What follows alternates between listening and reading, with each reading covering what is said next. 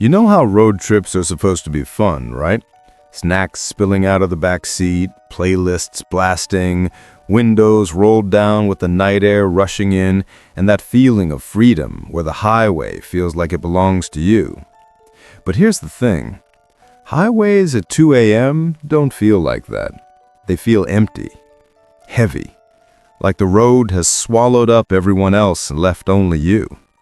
That's where our first story takes place. And honestly, it's one of those that makes you think twice about stopping anywhere late at night. A couple, we'll call them Jason and Mia, were driving cross-country. It was one of those ambitious trips where you pack up everything, map out the route, and promise yourselves you'll make fun memories along the way. By the time midnight hit, though, the fun had drained out of the car.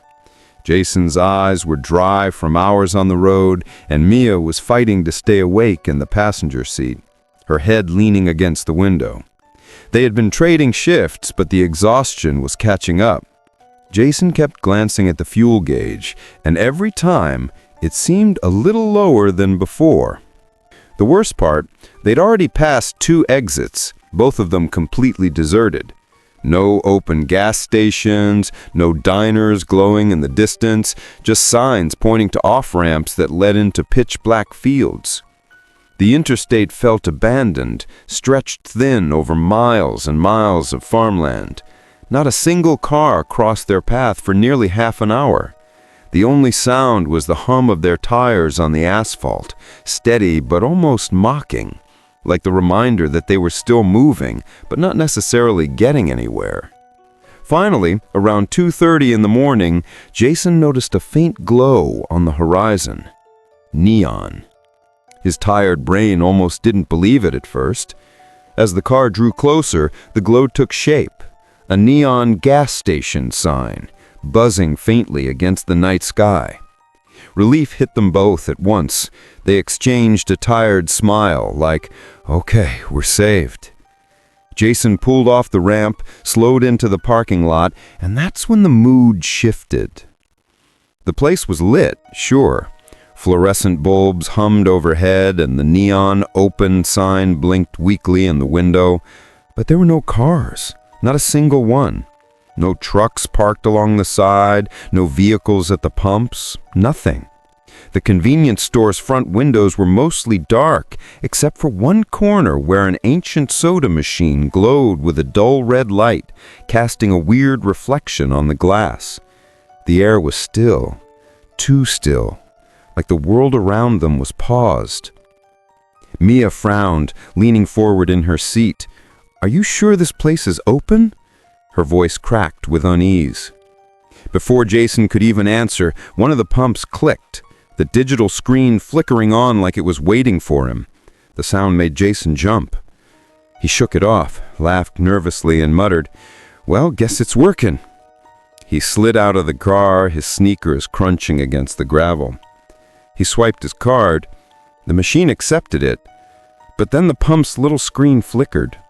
Not just the normal blink you get when it's slow. This was full-on static, glitching, like an old VHS tape chewed up by a player.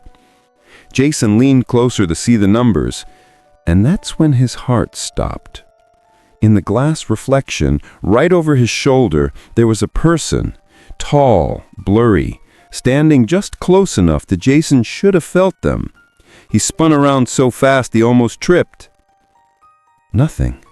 Just the empty lot, stretching into darkness. No sound but the low buzz of the overhead light and the faint hum of the pump. He shook it off, telling himself it was his imagination, that his eyes were just tired. Still, his hands trembled as he filled the tank. Inside the car, Mia was gripping the steering wheel with both hands, even though she wasn't driving. She kept her eyes locked on the convenience store. "Jason, I swear I saw someone in there, walking back and forth." Her face was pale in the dashboard glow. Jason looked over at the store again. The windows reflected nothing but the soda machine on his own car. No movement. "There's no one," he muttered, though his voice was less confident than he wanted it to be. They didn't waste any more time. Tank full enough, Jason jumped back in, started the engine, and peeled out of the lot. They didn't say much as the station faded into the rear view, the glowing lights swallowed up by the night behind them. Neither of them wanted to admit just how uneasy they felt. The next morning, while grabbing breakfast at a little diner in the next town, they decided to mention it. Jason laughed it off to the waitress, calling it the creepiest gas station stop ever. He expected her to chuckle back. Instead, she froze, the coffee pot in her hand tilting dangerously close to the table. "Wait," she said slowly. "Which exit was that?" Jason told her, describing the station, the neon lights, the flickering signs. Her face drained of color. "There hasn't been a gas station on that exit for over 15 years. It burned down. Nobody got out that night." Her words landed heavy, like a stone in their stomach. Jason and Mia just stared at each other, trying to process. They had been there. They had filled their tank. They had seen lights that weren't supposed to exist. So what did they actually stop at? A mirage conjured by exhaustion? Some leftover echo of a place that no longer existed? Or something darker? Something replaying itself night after night, drawing in whoever's unlucky enough to need gas at 2:30 in the morning.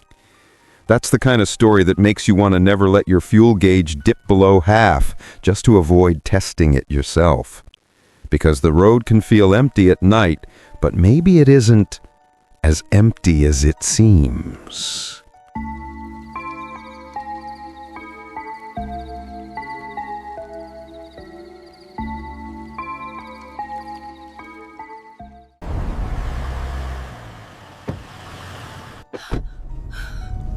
Thank you. This one gives me chills every single time I tell it. Picture this. You're driving down a lonely back road at night. The kind of road where the trees don't just line the sides, they reach across the asphalt like they're trying to swallow the whole path. Their branches tangle together above you, so your headlights feel more like a flashlight in a cave, only illuminating a small piece at a time. There are no streetlights, no houses, no passing cars. Just you, the dark, and the sound of your tires rolling over cracked pavement. That's exactly what happened to a guy named Chris. He was driving home after a long day at a family reunion. The party had gone late, he stayed longer than planned, and instead of taking the main route back, he decided on a shortcut. It looked fine on the map. A little winding, but it promised to shave off 30 minutes. And when you're tired at 1 in the morning, 30 minutes feels like gold. The road, though, didn't feel right. He described it later as if it was pulling him into some place time had forgotten. No gas stations, no road signs, no glowing porch lights in the distance, just tree after tree, like they were closing in tighter the further he drove. And that's when he saw her. A woman, standing on the shoulder of the road, barely illuminated by his headlights.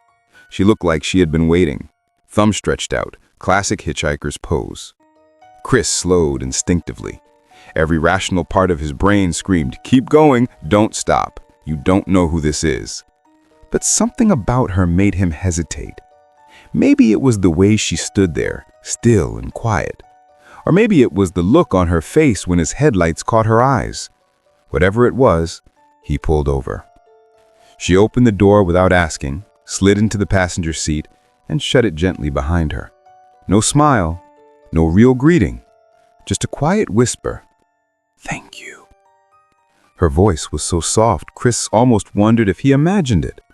He nodded, more out of politeness than anything, and put the car back in drive. For a while, the car was silent. The kind of silence that doesn't feel peaceful. It felt heavy, like even the sound of the road beneath them was muted. Chris finally tried to break the tension. He asked, "Where are you headed?" glancing at her. She didn't respond, not even a shrug, just kept her eyes forward, face half hidden behind long strands of hair. He tried again, making a little joke about how he didn't usually pick up strangers. Nothing. No reaction. That's when he noticed her clothes. Jeans and a white hoodie, but soaked. Completely drenched, clinging to her skin like she had just stepped out of a lake. Chris frowned. He glanced at his windshield.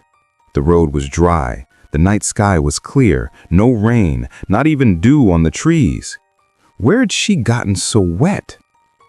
Unease started to crawl up his spine. He cleared his throat and kept driving. 5 minutes passed. 10. The road stretched on endlessly. Every time he tried to speak, she stayed silent. Finally, they reached a crossroads. Chris slowed the car, turned toward her, and asked again, "Where do you need to go?" This time she lifted her hand and pointed, just one finger, steady and sure, directing him down the left road. Chris nodded, blinked for half a second, and turned his gaze back to the road. But when he looked at the passenger seat, she was gone. Empty. Just like that. No sound, no movement, no door opening, no shifting of air. It was as if she had never been there at all. Chris slammed on the brakes, his heart pounding in his ears. He pulled the car over, got out, and circled it with a flashlight from his phone. Nothing. The ground was dry, no wet footprints, no sign that anyone had stepped out. He checked the back seat just to be sure. Empty. He was alone again, on that dark, endless road. Shaken, he drove until he found the nearest bar still open in the next small town. He sat at the counter, still rattled, and told the bartender about what happened. The man listened without interrupting, polishing a glass with a rag that looked older than Chris's car. When Chris finished, the bartender leaned forward and said, "You're not the first." He explained that years earlier, a young woman had drowned in the river just off that back road. Locals said she still tried to make her way back home, hitching rides with drivers who were unlucky, or maybe lucky enough to see her. Always wet, always quiet, and always gone before she ever arrived. Some swore she pointed to her old house. Others claimed she led them back to the river, but she never finished the ride. Chris sat there, stunned, goosebumps rising on his arms as the bartender told him. It's one thing to hear a ghost story from a friend of a friend. It's another thing entirely to pick one up, to have them sit inches from you in the dark of your own car. The memory stayed with him, not just because of the fear, but because he could still hear that whisper of "thank you," faint and fragile, like it didn't belong in this world anymore. It's one thing to laugh at legends. It's one thing to watch a scary movie. But it's another thing to give a stranger a ride, only to find out they weren't really there at all.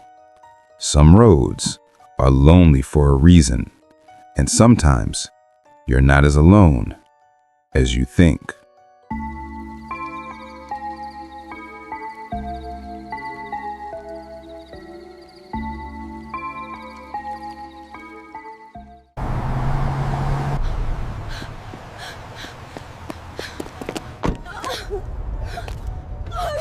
Okay, buckle up, because this one is honestly terrifying.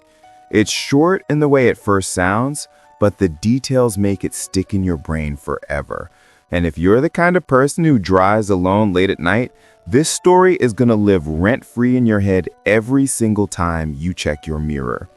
So, meet Rebecca. She was a college student, 21, driving solo after spending the weekend visiting her parents. The trip back wasn't short. It was hours of highway, endless lanes, and not much else. She had her music turned up just to fight the boredom, but after a while, even her playlist couldn't drown out the sense of emptiness around her. It was one of those nights where the world feels paused, where you feel like the last person alive still awake. At first, it was just headlights, a pair behind her in the distance. Nothing unusual. Highways are like that. You pass people, and they pass you. But these headlights didn't fade. They didn't pass. They stuck behind her, close enough that she noticed, but not so close that it felt dangerous. Still, after a while, she realized it wasn't random. Every time she switched lanes, The car mirrored her. Every exit she skipped, so did the driver. It was too exact to ignore. Rebecca's grip tightened on the wheel. She told herself it was probably just coincidence. Maybe they had the same destination. But deep down, panic started bubbling up. To test it, she pressed her foot down, accelerating. The headlights grew smaller for a moment. Then suddenly, they surged closer, the car speeding up too. She took a deep breath, eased off, slowed down. The headlights slowed too, hanging back like a shadow that refused to let go. It became a rhythm. Her move, their move, like a game of cat and mouse she never agreed to play. The emptiness of the road only made it worse. No other cars, no trucks, no witnesses, just her and the mystery vehicle. By now, her heart was racing so hard she could hear it. She glanced at her phone, debating calling someone, but what would she say? Hey, I think I'm being followed. It sounded paranoid, but paranoid or not, her gut screamed that something was wrong. Finally, she spotted a rest stop up ahead, its faint glow like a lifeline in the dark. She told herself if she pulled in, the other car would just keep going. So she flicked her blinker, pulled off the highway, and coasted into the lot. Relief washed over her for a split second, until the headlights followed, turning in right behind her. Rebecca didn't even think. She parked as close as possible to the main building, yanked her keys out, and sprinted inside. Her shoes slapped against the pavement, her breath sharp in her throat. She didn't look back. She burst into the restroom area, locked herself in a stall, and sat there. Heart hammering, trying to listen for footsteps. Minutes dragged on like hours. She felt frozen, afraid that if she stepped out, she'd see the driver waiting for her. When she finally gathered the courage to peek out, the place was silent, empty. She forced herself to walk back outside. The lot looked deserted. And that's when things twisted. Her car was there, but the other vehicle? Gone. Completely. The wide parking lot, lit by harsh white lamps, showed nothing but her own car sitting alone. No headlights, no engines idling, no tail lights disappearing into the night. Just silence. Her nerves started to calm. Maybe she had overreacted. Maybe the other driver had pulled in for a second, then changed her mind and left. She took a deep breath, unlocked her car, and reached for the handle. But just as she glanced at the rearview mirror, she froze. A face. A man's face, reflected in the glass, sitting in the back seat. His expression was blank, but his eyes were locked on hers. Rebecca screamed, instinct taking over. She slammed the door shut before she even opened it. Stumbling backward so fast she nearly tripped, she bolted back inside the rest stop, yelling for help. Other travelers came running, someone called the police, and she refused to leave the building until they arrived. When officers showed up, they searched the car from top to bottom. Nothing. Backseat empty, doors still locked. No one hiding, no footprints leading away. It was as if the face she saw had never been there at all. But Rebecca knew what she saw. She swore up and down to the officers that there had been someone sitting behind her, and she wasn't just tired or imagining things. Here's the part that makes this story unforgettable. When they checked the rest stop security cameras, the footage told a story Rebecca wished she'd never asked to see. It showed her pulling in, the second car right behind. It showed a man step out of that car, moving low and fast like he didn't want to be noticed. And then nothing. The cameras cut out. No footage of him leaving, no footage of his car pulling away, just a gap, a missing chunk of time. By the time the video came back, the lot was empty except for Rebecca's car. No trace of the man, no trace of the vehicle. Rebecca tells people even years later that if she hadn't seen that reflection in the mirror, she wouldn't be alive to talk about it. That image, those eyes staring back at her, was enough to stop her from unlocking the door, enough to make her run. And that decision may have saved her. So next time you're about to drive off alone, especially late at night, Do yourself a favor. Check the back seat. Take a glance at your mirrors. Because sometimes the danger isn't just on the road behind you. Sometimes it's already in the car.